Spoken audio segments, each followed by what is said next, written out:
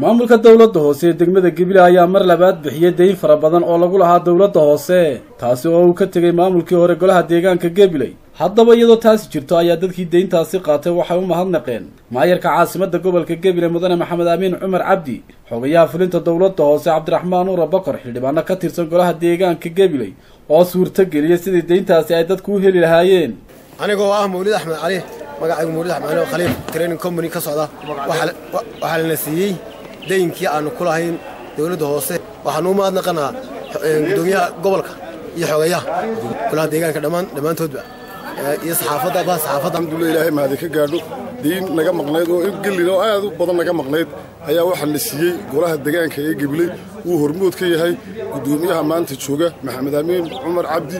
ayaa la siiyay iyagana waxaan u dareynaa amaan iyo mahad wanaagsan ilaahay cimrigooda ha dheereeyo aasatan maamulka degmada Gabiley oo ugu horeeyo maayirka Maxamed Amiin Cumar Cabdi iyo xogayaha fulinta Cabdiraxmaan Nuur Bakar awalan waxaan leeyahay aad iyo aad baad u mahadsantihiin waxa kaloon iyagana halkan aad iyo aad uga mahadnaqaya gudidii golaha deegaanka ka tirsaneed garatay ee go'aanka ku gaadhay in dadkooda waxooga loo celiyo kulli waxaan u mahadcelinaynaa maamulka dawladda hoose oo ugu horeeyo maayarka da'da yar master waxa weeyaan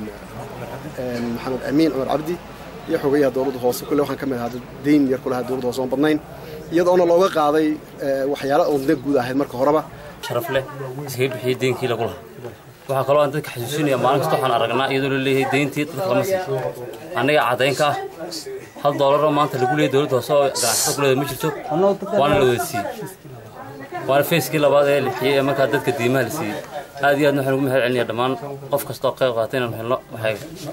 dawladda hoose maanta ayaa la siiyay lacagtaas way ku mahadsan yihiin maamulka degmada maayarka degmada iyo xildhibaanadii kale ee ka soo shaqeeyay aad bay u mahadsan yihiin waa markii ugu horeysay ee maamulka taliya magaalada Gabiley uu bixiyo deynta dadweynaha reer Gabiley ay ku lahaayeen dawladda hoose taasi oo ay muddo dheer ka naawilayeen hase ahaatee aanay u suurtagelin ay ka qaataan deyntaasi balse maanta waxa deyntaasi bixiyay maamulka hadda ka taliya magaalada Gabiley Mukhtaar Nuux Ibraahim Home Cable TV gobolka Gabiley